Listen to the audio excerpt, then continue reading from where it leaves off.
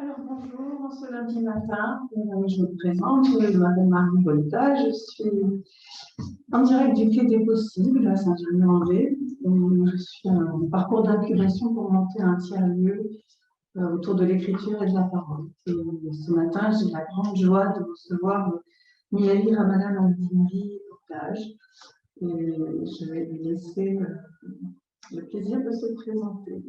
Merci Marie pour ton invitation. Donc je suis Miali. Et alors aujourd'hui, je viens pour partager avec chacune et chacun des projets sur lesquels je travaille avec l'équipe de l'Académie des Pluriels, qui sont la COPJ et aussi, même principalement, le prix des pluriels. Alors du coup, est-ce que quelques mots sur moi, c'est ça? Mais oui, sur toi, sur ton parcours, ce qui t'a amené à monter cette initiative. Ça marche. Alors en fait, moi je suis bibliothécaire d'origine et grâce à mes études, j'ai pu découvrir mes études et mes expériences professionnelles, j'ai pu découvrir des programmes et des structures hyper inspirantes. À la base, moi j'ai fait une école de commerce, ce qui m'a amené à découvrir les États-Unis pendant un an dans une université. Là-bas, je faisais un MBA en entrepreneuriat social. C'était il y a maintenant quasiment 15 ans. L'entrepreneuriat social en France, on n'en parle pas du tout. C'était complètement nouveau et moi, ça m'a conforté. Enfin, du moins, ça a été la révélation pour moi de me dire que c'était possible d'allier un modèle économique efficient qui cherche le développement et des problématiques, je dirais, sociétales, humaines, sociales, et en lien notamment avec l'éducation. Et c'est là que j'ai découvert une organisation à Boston qui s'appelle Artists for Humanity et qui en fait prend le pari d'embaucher des jeunes pour créer des œuvres d'art en parallèle de leurs études. Et en fait, cette configuration-là permet aux jeunes de développer des compétences, de gagner en confiance, de sortir d'une forme de précarité sociale et économique, puisque cette organisation qui est installée à Boston travaille essentiellement avec les quartiers populaires, voire les pauvres de Boston. Et donc, en voyant ça, en voyant des jeunes ados qui, moi, je me suis sentie connectée, en fait, notamment à eux, mais parce que, en fait, ils me rappelaient les jeunes Lyon-Lyotin, d'où je viens, du coup, les jeunes Lyon-Lyotin à qui, quand je posais la question, quel est ton rêve pour plus tard, ou qu'est-ce qui t'inspire dans la vie, j'avais été touchée par des réponses qui, à mon sens, vraiment, elle est enfermante, en fait, manquait d'ambition, manquait de rêve et tout ça.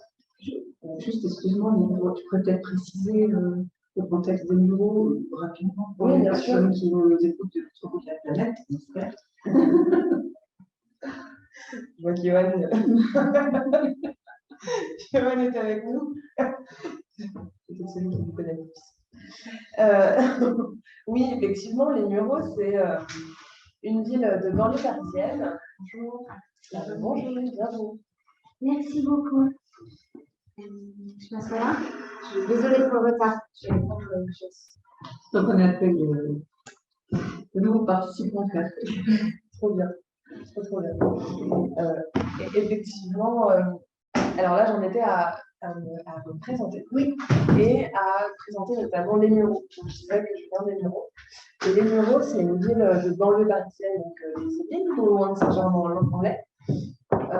Et donc de 32 000 habitants et qui a cette particularité d'être une vraie belle ville populaire, puisque avec un héritage ouvrier très fort du fait de Renault, Flin, l'usine Renault qui s'est installée vraiment à quelques kilomètres de la ville des Mureaux dans les années 60, je crois, 50-60, et qui a fait que du coup, il y a eu une extension du nombre d'habitants aux Mureaux qui est devenue à un moment donné une ville dortoir pour justement cette usine Renault-Flin. Et aujourd'hui, 32 000 habitants, l'usine Renault-Flin qui a, comment dirais-je, diminué sa masse salariale, ça fait qu'il y a eu une une forme de paupérisation en fait, de la vie des ruraux, qui fait qu'aujourd'hui, c'est à la fois une belle ville encore en développement, parce qu'il y a plein de projets justement, notamment de rénovation urbaine, etc., qui font vraiment ces villes en expansion, mais qui quand même souffrent d'une forme de pauvreté. Donc, voilà. Et du coup, les jeunes, en particulier, lorsqu'ils habitent au Nord, aujourd'hui encore, même si ça change, ça change, les jeunes, aujourd'hui encore, quand ils disent qu'ils viennent, déjà, n'osent pas trop dire qu'ils viennent des Nord. Et puis, du coup, on s'est l'impression d'être traînés dans une forme de déterminisme social assez fort, juste du fait de venir des Nord. Et donc, moi, ça m'a vachement touchée, ça. Et en fait, j'ai eu envie d'agir sur ce volet-là, en créant, en fait, du coup, l'Académie des Pluriels, qui a cette envie de révéler les potentiels et de faire en sorte que les jeunes croient en leurs compétences, croient en eux-mêmes, déjà se découvrent, parce que bon, ça, c'est peut-être un constat plus global par rapport à l'éducation, notamment l'éducation nationale. Mais voilà, j'ai en face de moi des jeunes qui ne se connaissent pas, qui ne connaissent pas leur talent, qui n'ont pas confiance en eux, et beaucoup en lien avec, à cause d'un système scolaire qui ne permet pas en fait aux jeunes de se découvrir. Donc ça c'est devenu un peu mon combat, de leur dire c'est possible, d'ouvrir un peu le champ des possibles et de se dire et de leur donner en fait le goût en fait d'agir pour eux-mêmes et de croire en eux. Voilà, donc ça c'est devenu un peu mon combat en créant l'Académie des Pluriels. Voilà, et puis maintenant le prix des Pluriels. Voilà. Et donc pour un peu raconter comment c'est venu, donc nous, à l'Académie des Pluriels, pour mettre en place, pour aller vers notre vision, on monte des parcours. On a un espace qui est un espace d'expression pour la jeunesse. Oh, bonjour les enfants! Bonjour! On fera toute une classe de maternelle. C'est merveilleux! Au café. Bonjour Dania, merci. C'est super, c'est super. Vous nous entendez bien?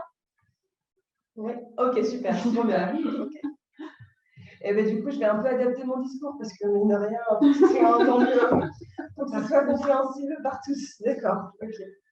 Du coup, l'Académie des Pluriels, c'est un lieu, c'est un joli lieu dans lequel en fait les jeunes, donc c'est des gens plus âgés que vous, les enfants, qui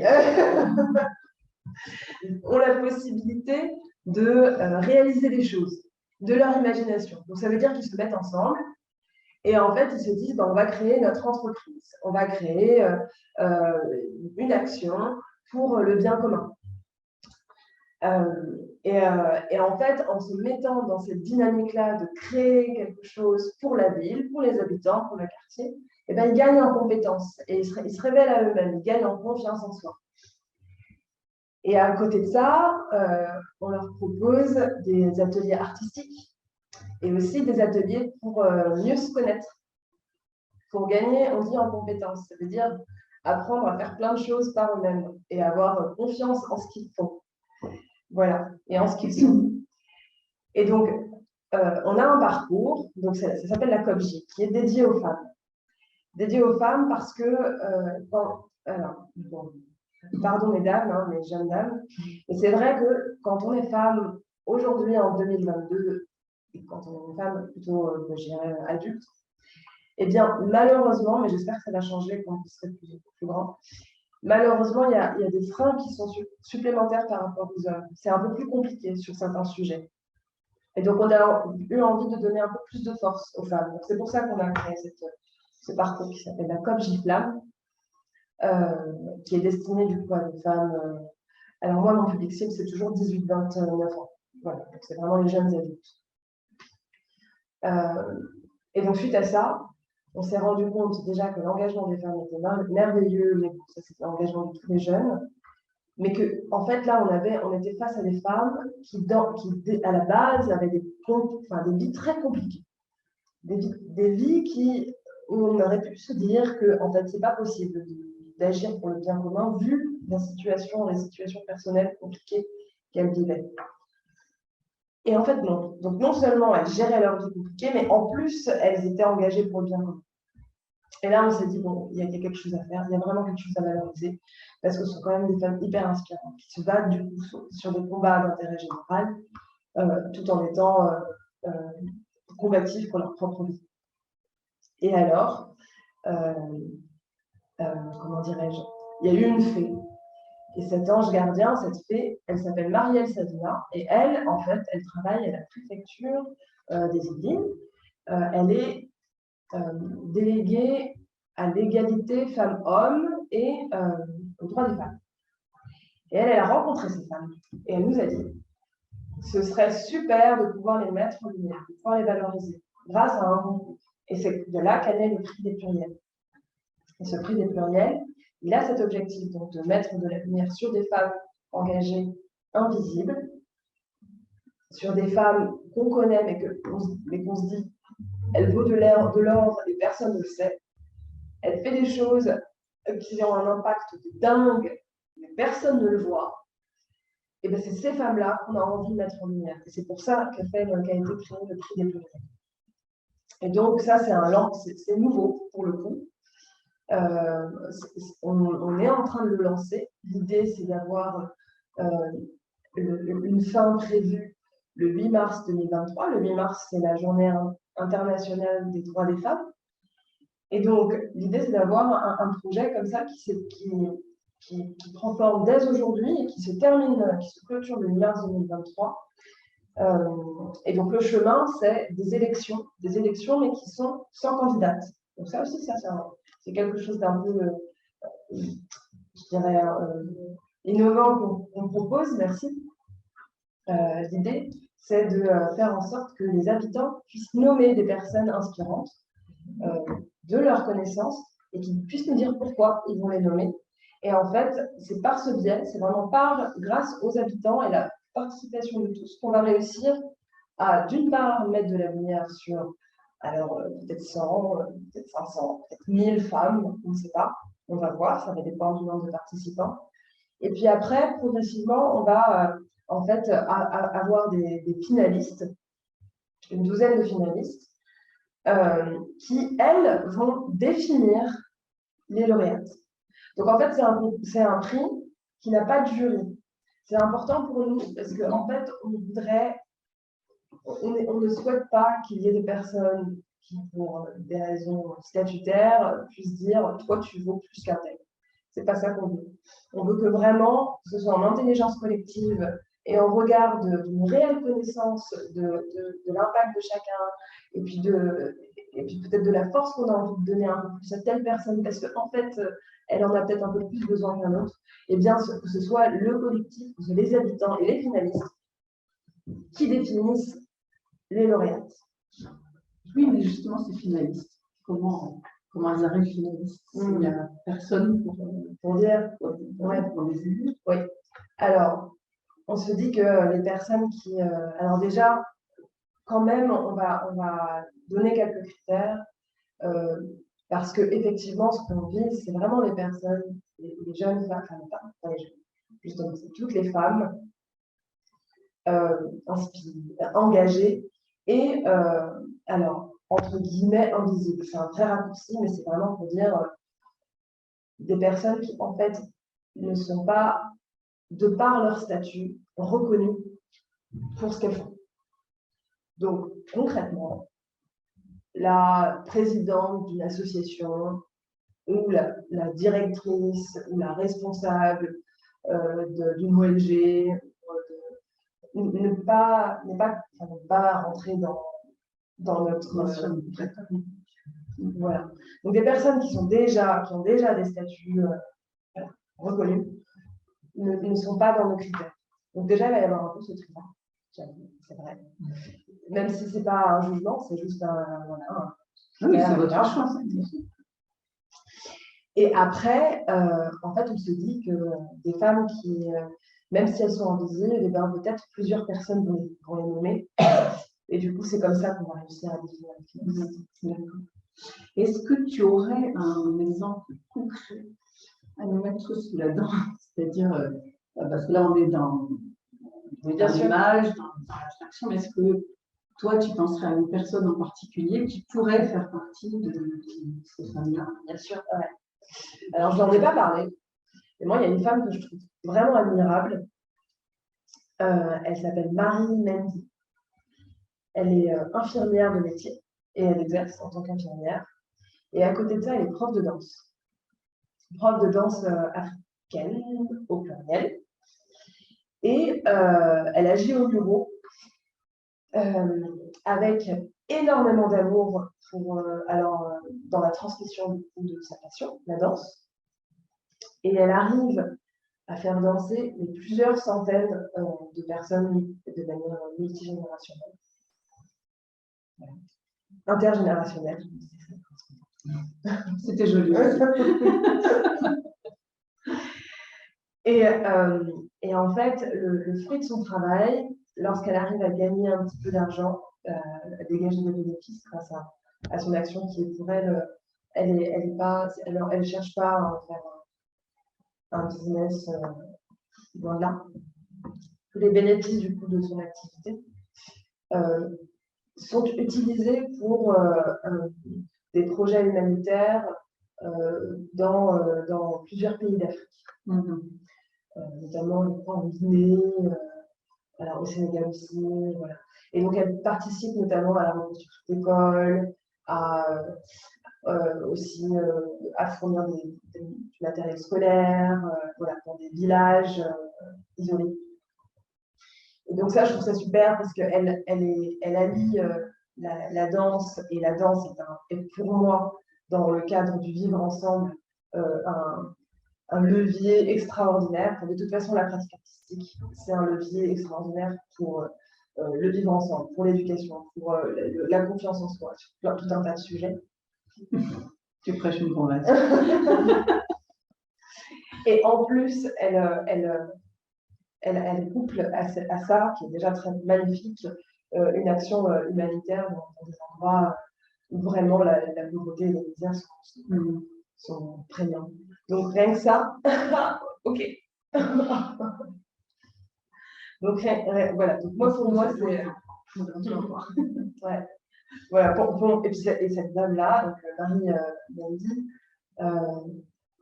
elle agit à son échelle, sans avoir de reconnaissance. Enfin, je ne suis pas sûre qu'elle ait été officiellement.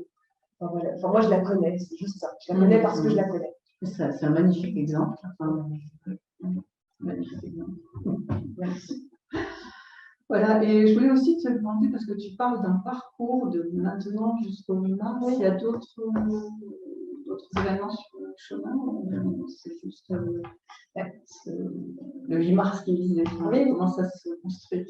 Alors, déjà, sur les villes qui sont partenaires, eh bien, nous allons être présentes dans le cadre des événements locaux. Ensuite, il y a en automne la phase importante des élections. Et alors, ce sont des élections qui sont ouvertes à tous. C'est-à-dire que même les enfants et les personnes qui n'ont pas les papiers qu'il faut en France pour voter, tout le monde peut aller voter. Et c'est vraiment l'idée de se réapproprier aussi ce rituel d'élection dont on sort là, de se réapproprier ce rituel de manière du coup à la fois humaine, festive. Voilà. C'est vraiment aussi pour nous un moment important, ce moment d'élection, avec une urne. Ah oui, tout le cérémonial de l'urne, du à voter, voilà. On reprend tout. C'est aussi une manière d'éduquer les plus jeunes à cet acte de manière fun. Voilà. Ensuite, en février, il y a un séminaire dédié aux 12 finalistes. Un séminaire qui va se dérouler dans un lieu inspirant qui se situe à Moulins-Pont-Rue. C'est une association qui a un tiers-lieu social dans la nature et du coup, qui va nous accueillir, et nous, les 12 finalistes, du coup, pour 3 jours justement 3 jours à la fois comme une bulle de break par rapport à la vie effrénée que cette femme mène, et puis un moment pour se ressourcer et pour travailler sur le leadership. Donc, là, l'idée, c'est pour nous aussi de faire en sorte qu'elles se rencontrent, qu'elles se connaissent, et et de leur donner aussi quelques tips, quelques outils pour nourrir leur leadership. Et au niveau du prix, puisque c'est quand même une élection sans candidate et sans jury, est-ce qu'il y a un prix? Oui. Alors effectivement, les 4 lauréates recevront un prix de 800 € pour venir justement soutenir leur projet à impact. Et en fait, ce sera aussi un moment convivial, un moment vraiment de célébration, où là, pour le coup, sont déjà invités et déjà partenaires, en fait, des femmes qui ont déjà, elles, eu une vraie reconnaissance de ce qu'elles ont accompli. Par exemple, en tant que marraine, il y a la cofondatrice de Nature et Découverte, Françoise Lemarchand, qui est déjà partante pour venir décerner un prix. Une autre dame extraordinaire qui s'appelle Tania de Montagne, qui est auteure et qui est journaliste, auteure, autrice. Mais alors, du coup, là en ce moment, il y a une pièce de théâtre qui se joue d'elle, qui s'appelle Noir, et qui est extrêmement puissante, cette pièce, parce que c'est un peu la même histoire que Rosa Parks, mais d'une jeune adolescente aux États-Unis. Voilà, c'est ce que j'ai en lien avec le racisme. Et les 4, elles seront désignées lors du séminaire de 3 jours par l'ensemble. Voilà, exactement. Donc entre elles. Ok. Et ça se passera où? J'avais déjà à la préfecture des Yvelines à Versailles, mi-mars, en fin de soirée. Vous êtes déjà tous invités. Bien sûr. Ouais, vraiment. Alors, moi, j'aimerais savoir, je pense que je ne suis pas la seule, comment est-ce qu'on peut vous suivre? Oui, merci. Surtout s'il y a des événements intermédiaires, si le jour de l'élection, vous allez, j'imagine, faire une petite fête, quelque chose. Est-ce que vous avez un site internet, des personnes à contacter? Bien sûr. Merci pour cette question, parce que Manar, responsable communication de l'Académie des Pluriels, on va taper sur les doigts. Je te salue. Alors, pour nous contacter, Instagram, à fond, Facebook, LinkedIn, l'Académie des Pluriels, du coup. Et puis, après, on a aussi l'adresse mail, évidemment, contact@académiedepluriels.org, tout en un seul mot, académie féminin singulier, pluriel, masculin, pluriel. L'Insta, c'est aussi Académie des Pluriels, c'est pas Prix des Pluriels. Non, alors pour l'instant, c'est Académie des Pluriels. Voilà, c'est ça, effectivement. Mais du coup, effectivement, une page Insta avec des exemples de population. Donc là, sur l'instant, on peut vous suivre. Oui. Et puis, pour vous contacter d'une autre façon, il y a un intérêt, moyen de participer, de vous soutenir. Ah, mais bien sûr, nous sommes tout à fait ouverts à de la co-construction. C'est vraiment comme ça qu'on travaille. Donc, si vous avez envie de vous investir avec nous, mais alors c'est vraiment les bienvenus. Il y a plein de sujets sur lesquels on peut imaginer travailler ensemble, faire ensemble en tout cas. Dans le cadre du prix des pluriels, il y a un moment qui peut être hyper intéressant, c'est que lorsque les femmes seront nommées, donc, comme je disais, on aura peut-être 100 ou 1000 femmes, on ne sait pas, mais on aimerait pouvoir les valoriser toutes, déjà à ce premier stade, et en faire leur portrait.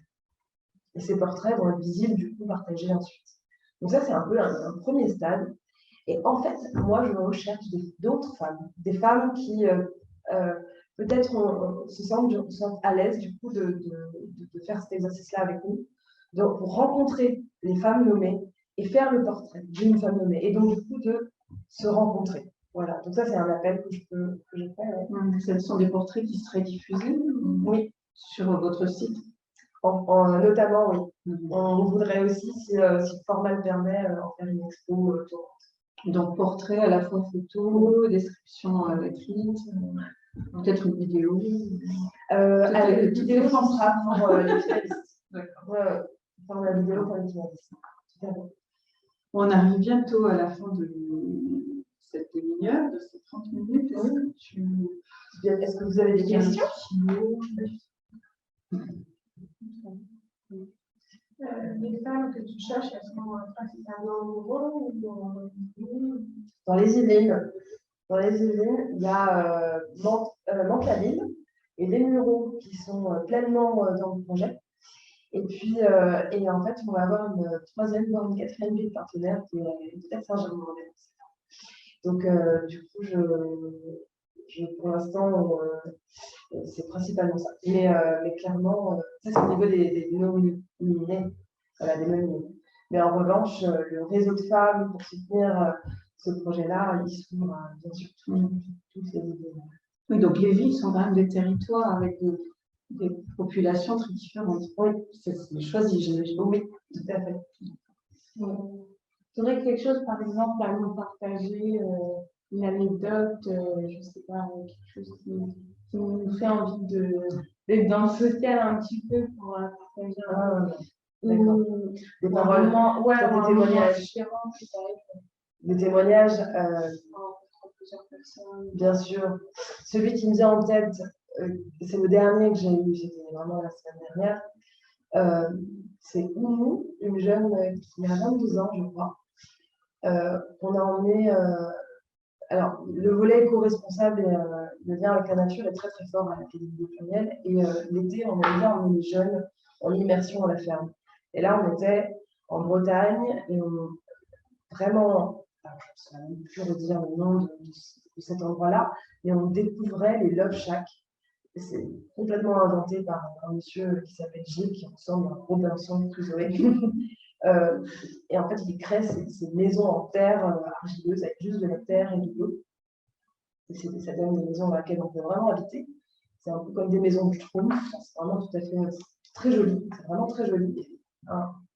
Impressionnant. Et complètement respectueux de la nature, vraiment. Et en fait, il racontait que lui, à un moment donné, il était dans son jardin, il s'ennuyait un peu, c'était le moment du Covid. Et il se disait, bon, qu'est-ce que je peux faire? J'ai de la terre, j'ai de l'eau, j'ai de la paille. Et il a fabriqué son truc comme ça. Mais vraiment avec beaucoup d'instinct. Et les jeunes ont découvert ça. Ils ont découvert les maisons, la technique et ce monsieur.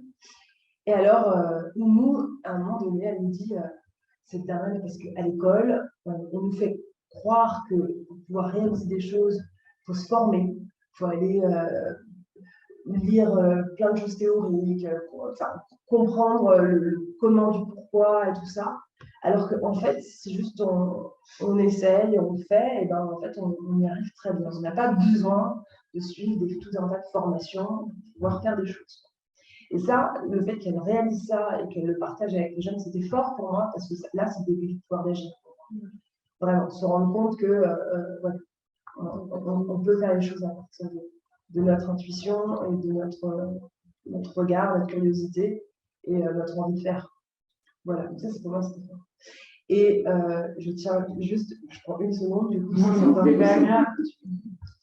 pour vraiment remercier toutes les équipes, tous ceux qui travaillent avec les des pluriels. Pour moi, c'est important parce que vraiment, ça n'existerait pas si on n'était pas tous ensemble à travailler avec le cœur. Et puis, du coup, voilà, j'ai envie de faire un big up, mais c'est tellement pas parce que je traîne trop avec les jeunes.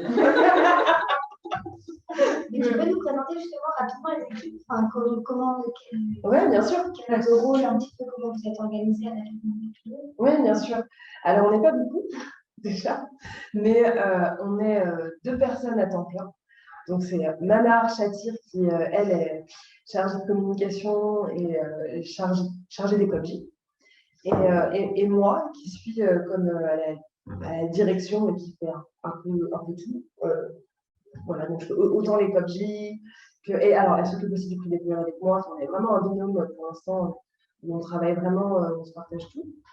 Il y a également les services civiques qui nous soutiennent. Et donc là, il y a Valentin qui vient juste de terminer sa mission, ou qui reprend une mission là, et on va accueillir bientôt Ousmane. Alors, ce qui est intéressant, ce qui est un peu étonnant, c'est que tous les jeunes en service civique qu'on reçoit, c'est des gens qui sont passés par la COPJ avant. D'accord. Et qui du coup ont vraiment adhéré à l'état d'esprit de l'association et qui ont souhaité continuer leur engagement avec nous. Donc voilà. Et puis, c'est forcément les jeunes. Alors là, en l'occurrence, pas forcément, non, Valentin venait de HR à l'origine, donc pas forcément des gens. Ça, c'est une volonté de votre part de recevoir un service civique uniquement des jeunes de la biologie ou bien ça se fait comme ça. Ça se fait comme ça. Ouais. Et puis, évidemment, il y a un bureau qui est très actif. Et alors là, du coup, je salue Johan, qui est ancien président, et puis Elisette et Patrice et Marianne, qui sont vraiment avec nous très actifs, ça c'est vrai. Et donc voilà comment on fonctionne. Et donc on a un lieu qui est au Muro, au centre-ville, qui n'est pas très grand, avec un jardin, et dans lequel on mène nos parcours, et qui a vraiment cette... nous, on a vraiment envie de faire de ce lieu un lieu dédié à l'engagement des gens. Voilà. Bien, merci. Mélanie, d'autres questions? Merci beaucoup pour ce partage. On a un peu débordé l'heure, mais le projet est débordant lui-même, la générosité est débordante. Donc, merci. Je pensais qu'on avait une heure.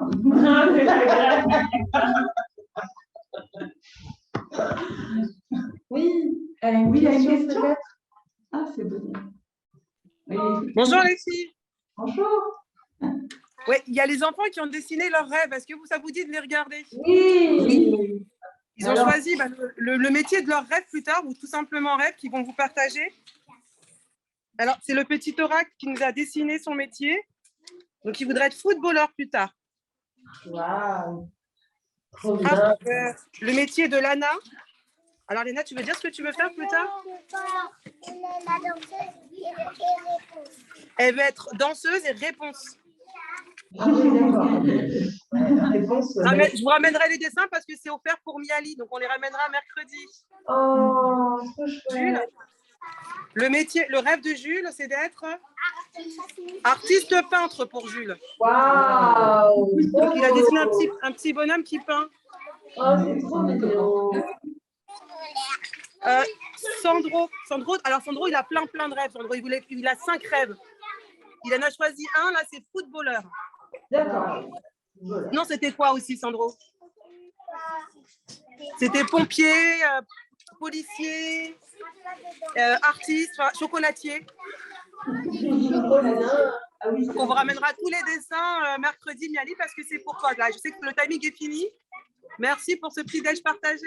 Merci à toi. Belle journée à tous. Merci les enfants. Merci beaucoup. Regarde. Merci les enfants.